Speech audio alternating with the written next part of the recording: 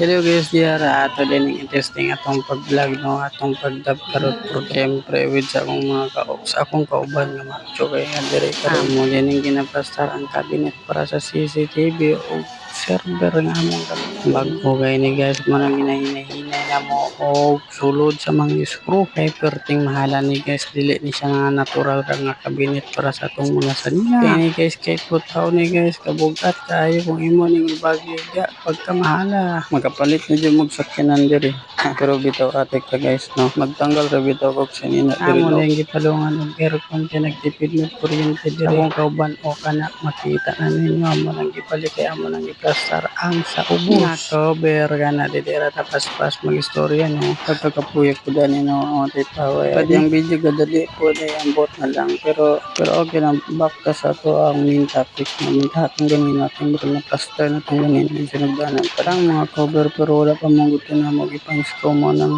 para maplanuhan at pati ang mga screw nga makasya na dali ra isulat nawago na ako makadok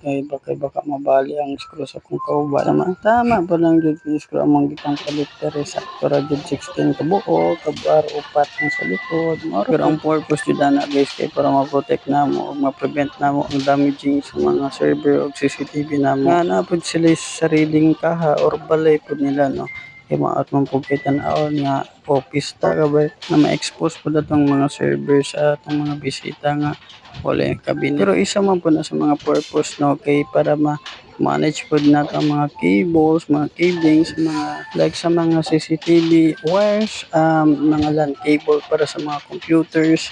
routers, wifi. Magamit yun nato siya ug matarong jud pod nato ang atong mga wirings diri. Murag diri pa lang kanino imagine na ko nga unsa kanindot kung mahuman na lang ma-plaster jud ang tanan ug mabutangan og mga tag. Ang importante sa tanan no, para dali ra pod nato matrace ang mga wires